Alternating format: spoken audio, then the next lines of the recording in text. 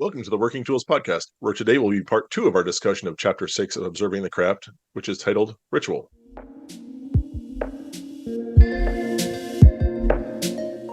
Ladies and gentlemen, brethren all, welcome to the Working Tools Podcast, a casual conversation around Freemasonry. First, it's important to note that our thoughts and opinions are our own and do not reflect those of our Grand Lodge or respective craft or concordant bodies. Please connect with us and ask questions via our website at theworkingtoolspodcast.com. Today on the Working Tools Podcast, we have Worshipful Brother Jarrod Dunham from Penticton Lodge 147 in Penticton, British Columbia. I'm Matt Appel, and I'm a member of Mill Creek Lodge number 243, and we meet in Montlake Terrace, Washington. We have very Worshipful Brother David Colbeth from King Solomon number 60 in Auburn, Washington, and Worshipful Brother Stephen Chung from Prince Charles number 153 in Kelowna, British Columbia. And it occurs to me at some point we should discuss how our lodges got their names, because I'd be curious to know. Except for maybe Penticton, because, you know, not that I'm slighting Penticton Lodge in any way. So last episode, we had talked about the ritual aspect of the ritual chapter, if you will, the part of knowing our ritual and being prepared and doing it as best we can. And we sort of discussed how this time we were going to go off on talking about the initiatory process. And Jarrod had said, and I'm sure I will mangle this, essentially that most lodges spend too much time concentrating on the initiation and not enough time concentrating on the initiate. So I guess my question is, Jarrod, is that a reasonable interpretation of what you had said? And 2, what did you mean by that? Yeah, close. What I originally said was that they spend too much time focusing on the degree itself and forgetting that there's actually someone going through that degree. So they sort of they lose sight of the reason that they're there and the person that they're delivering it for is what I was talking about. Is that, you know, because this person doesn't know our degree from anything. And, you know, so that, you know, we tend to go through it not with the intention of it being a memorable experience for the person, being their first introduction to a lodge, to the ritual, and treat it more like, I don't know, sometimes it feels like the burden we have to do to keep the lodge alive. And, you know, that being said, you know, it's like Andrew says in here, we begin with this cardinal principle: each degree should be conferred on one man only. A wealth of Masonic writings from authors too numerous to mention admonishes lodges to understand that the man receiving the degree is the priority of the lodge for that evening, and that all the attention of the lodge must be given to his individual journey, right? And, you know, when are we taking away from that by, you know, having a second candidate sharing the altar at the same time? How did the degree start, though? Usually with someone knocking on a door, isn't that how? No. Well, he alludes that there was only one degree. Well, you have 3 now. How did that happen? Well, I mean, if we're basing this on the original stonemason guilds and the guild system, it used to be that there would be, I mean, you had an apprentice, and then I guess they talk about a fellow craft. I guess it's weird because the old guild system, that there were 3 levels. There was apprentice, fellow craft, and then you did your master's piece in order to be able to go off and work on your own. So do you think they really created second and third degree to fill that role, or was it the expansion of degrees, that just idea of expansion of degrees? They wanted to have more degrees, just like when Scottish Rite was formed and all this. I wonder if it was really, or if that's just an excuse, a kindly excuse that we use. Oh, it matches up with the apprentice and fellow craft and master mason. Well, the operative side, or, you know, do we really need 3 degrees?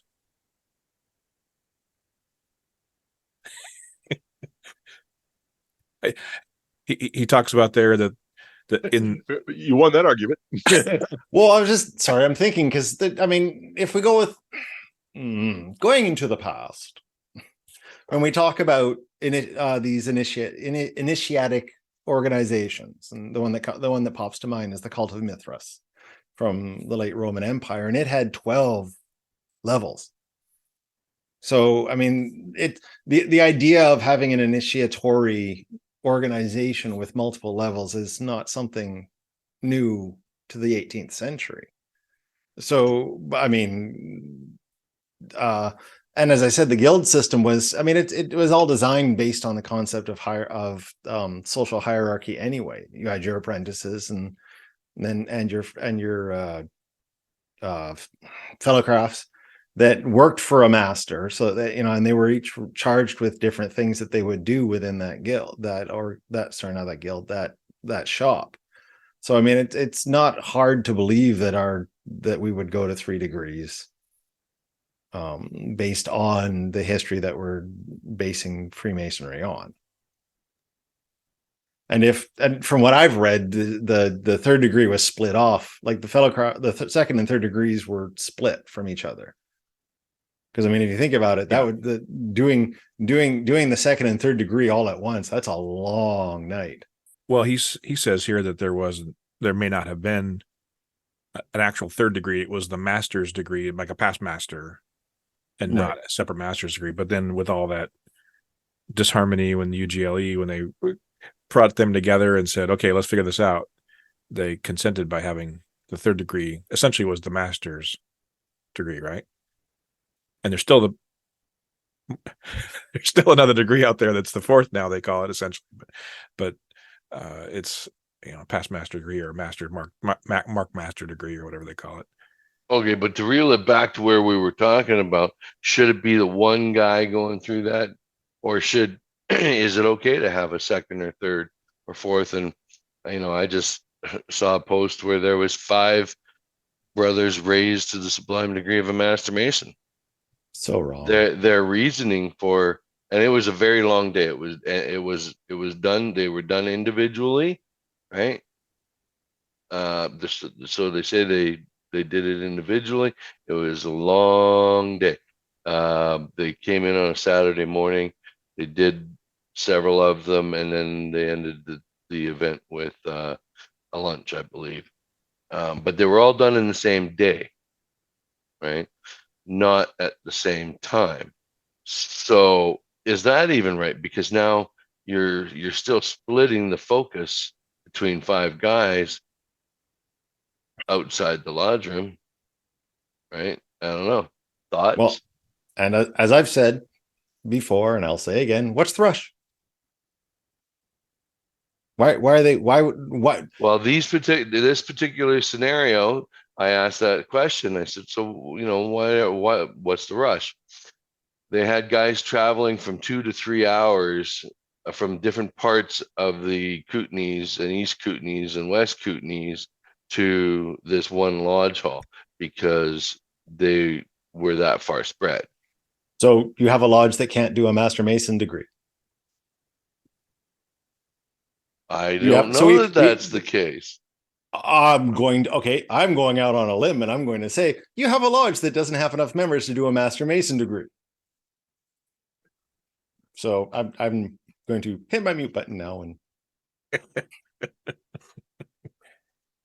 So I will say, actually, the Washington Masonic Code, just to throw that in there too, in Washington, we're allowed to confer the degrees on up to 3 people at one time and up to 15 in one day. I'm pretty sure those are the rules, unless you convene Grand Lodge, et cetera, et cetera. And those multiples can receive the lecture all at once. I think so. Yes. Yeah. So for example, an observant lodge, locally to me, who's on the list of observant lodges, who we've talked about many times and have had their past master on our show. And I think he listens often. So, hey, Zane, just yesterday had a multiple Master Mason degree. They had 3 individual Master Mason degrees. And then they had a lecture. I think they did a luncheon, an agape, they call it agape, which they have agape after all their degrees. And then I think they did the lecture in the dining hall.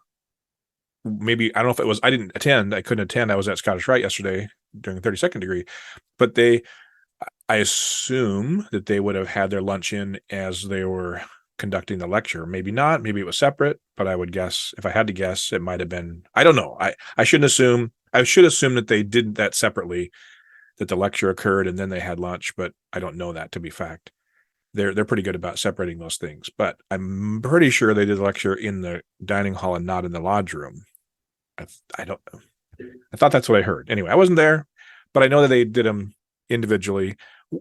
And I get what Steve's saying, but I think it's okay as long as the degree experience itself is individual. Don't put three guys with their hands on the shoulder of the next guy in front of them. Don't put three guys in the same preparation room. Don't put three guys in, yada, yada. And they were very careful about it. They started one at like 9 a.m. and they didn't even have the next guy come until 11:30 or 11 o'clock. And then they didn't have the next guy come until 1 o'clock. So it was very individual, very separate. It's just the last piece. Now, I didn't ask, did the first one get to go to the second one? Did they get to go to the third one? Did they get to attend those as Master Masons, I wonder? That'd be interesting. And I just want to ask again, what was the rush? Yeah. Well, they have changed. I don't know. I didn't ask that either. And I would agree. Why not do one a month? Or even, if people can do it like one a week or one, why? Because my worry would be that by the third, that the people doing the degree would be tired, that their delivery would be not as crisp, and then that third person is getting a subpar degree experience. Yeah. And I also question it too, because they have the ability to do all 3 degrees inside their lodge, but they only meet on the odd months. They meet every other month for stated meetings. And so the theory was in the past that they were on the even months. That's when they were doing their specials and degree nights. And so I don't know why they just didn't space them out like they normally would. It would be one every 2 months, basically. Yeah. I don't know that either, unless they wanted them to be officers, maybe. But installation's coming up. But even so, is it right to I agree. Rush their experience for the benefit of lodge officers? I agree. Right?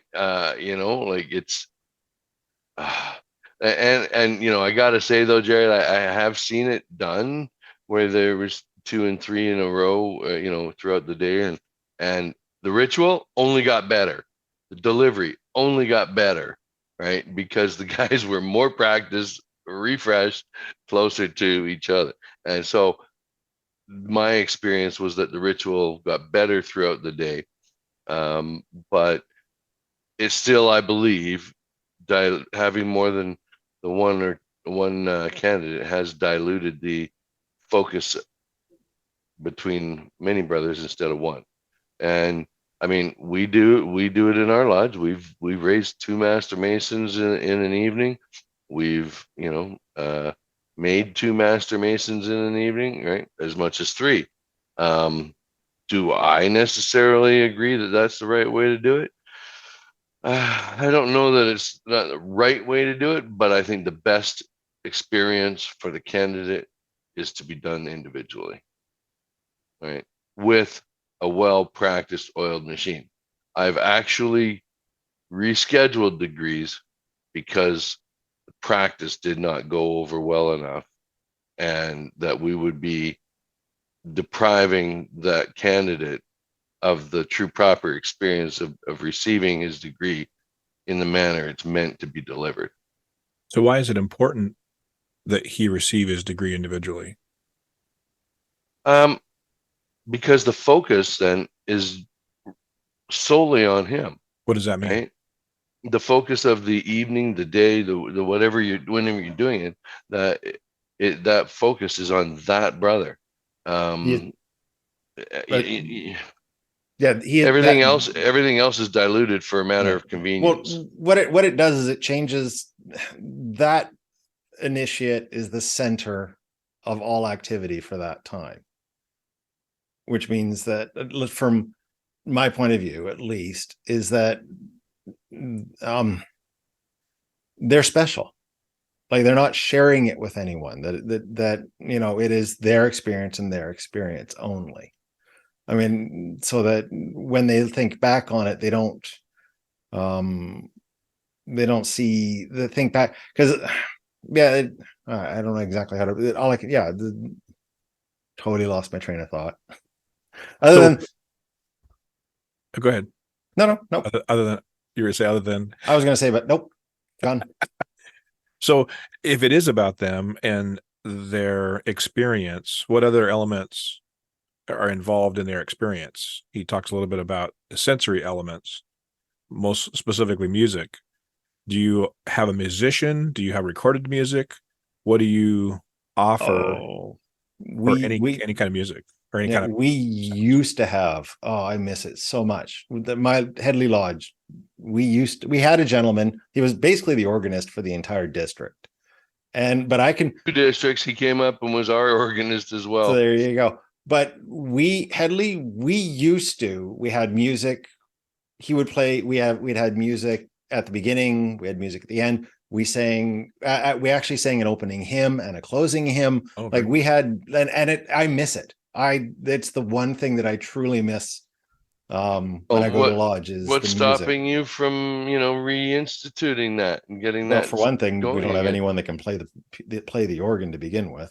I'm curious. Yeah. I must agree with you there, because we've gone to digital because we have a brother who was skilled in that area, and decided that rather than having no music, we would have it done on a computer and piped through the system, right? And so that there was some music.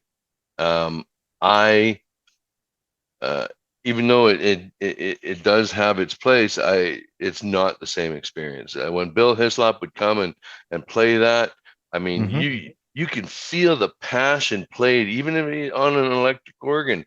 You can feel that from that side of the room, man. It is one of those experiences. I'm glad that they had him there when I went through, and I experienced that.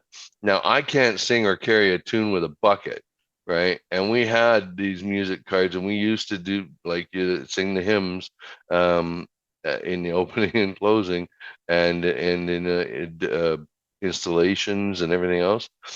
It's not the same, but at the same token, we don't have any brothers in the lodge that can play the instrument, right? So if we did, we'd be, So what song did you sing, Jarrod?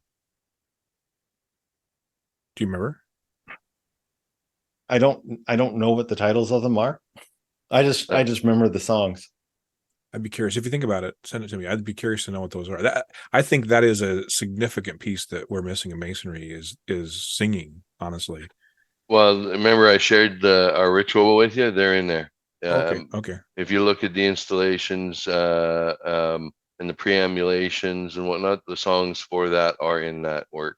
Okay. And if you don't see it, let me know. I'll send you the other stuff I've got. But we had them on plasticized cards, right? And as badly as we sounded, all the brethren that were in that room were sitting on a chair, had that card. They either sat on it or picked it up before they sat down, but every chair had one. Do you have music when you do movement as well, or only opening and closing?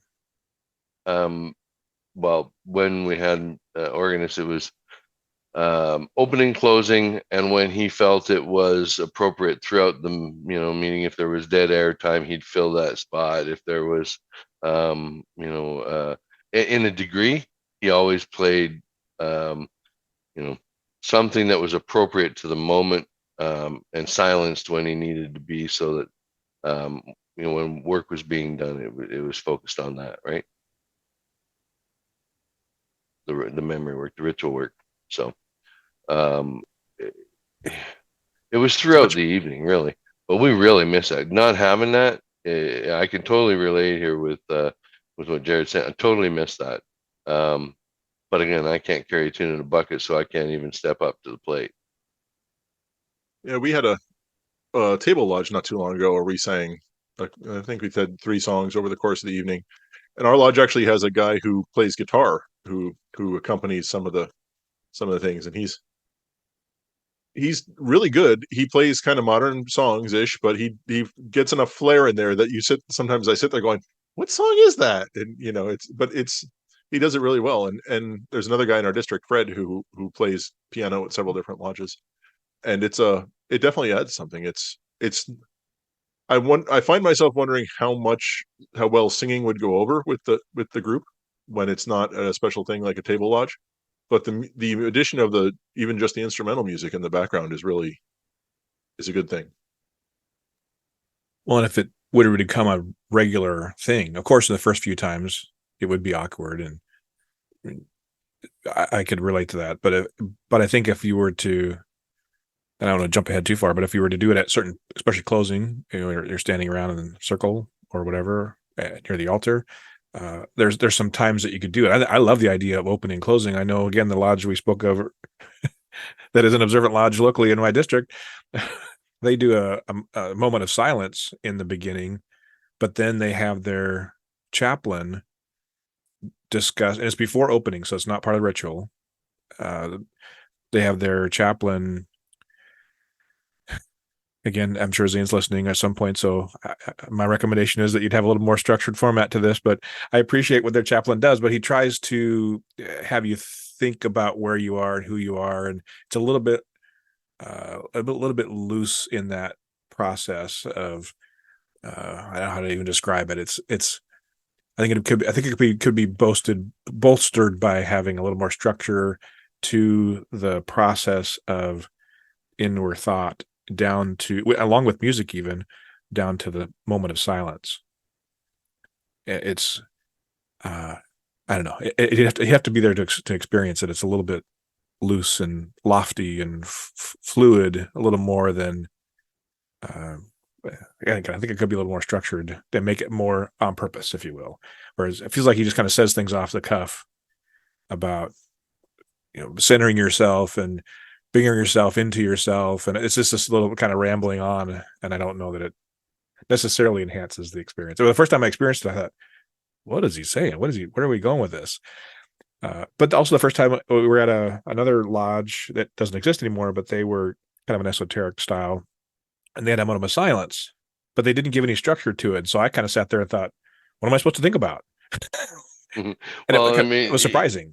Andrew says in here that a very enjoyable custom in some lodges is a moment of reflection where a particular piece of music is played while the brethren sit in darkened lodge, giving them the opportunity to quietly reflect upon the program they just heard, or simply to take time to meditate on whatever they chose, right? And I read that and I thought, that's an interesting thing, to be, even just to take that pause for a moment for reflection on the lecture or on the piece that was just done. I think that's a really great idea.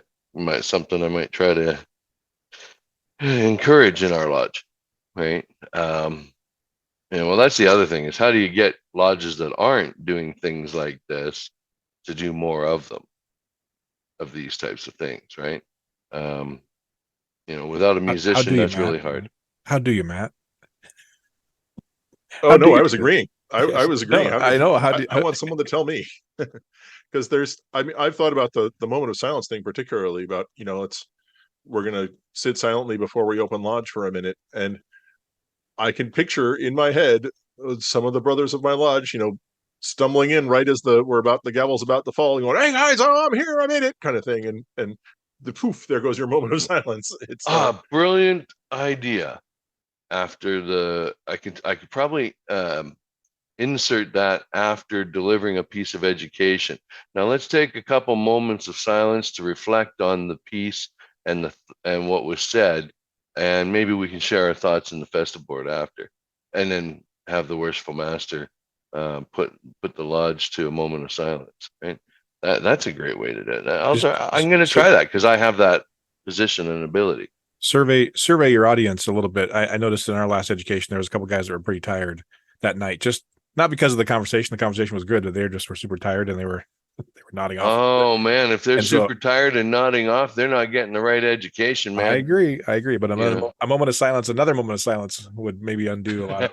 But certainly, it should have some structure. If I would like, in my personal opinion, I would like to think about the day, or think about what you're about to embark on in Masonry, or think about something. Give me some structure to think about, just a little bit in that moment. Yeah, that's a great suggestion. Like maybe before we do an entered apprentice degree, brother, why don't we take a moment to reflect and maybe we can think back to our first degrees and our experience and focus on that. And were there guys murmuring on the sides, or was it silence and everything was focused on you? And let's just take a minute to reflect on that. I think that's a great idea.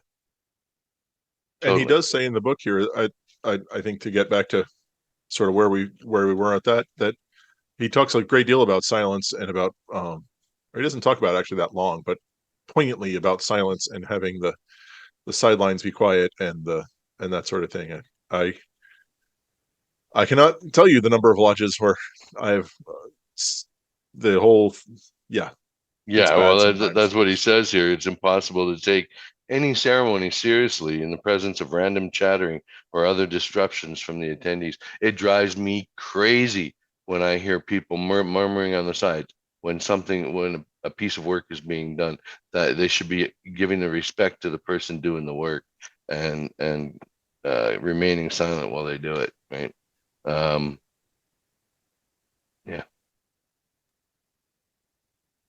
And so does anyone else have any more thoughts on silence? It seems we're about running into the end of the episode here.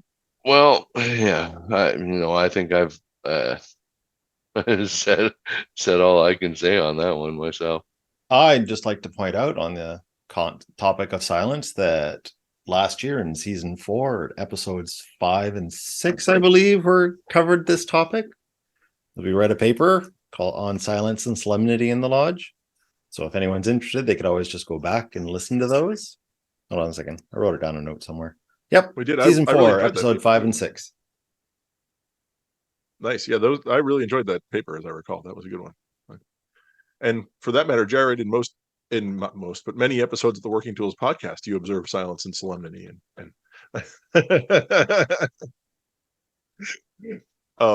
but seriously, the candidate experience and the ritual experience requires some planning and some forethought and some self-restraint, and focusing, like Jarrod was saying, on the initiate, focusing on the experience in lodge, be it in silence or in knowing your ritual, etc., is obviously part of being an observant lodge and observing the craft. So with that, I want to thank you all for listening to the Working Tools podcast on behalf of Stephen and Jarrod and David and myself. And we look forward to talking to you again next time. Thank you very much. Goodbye.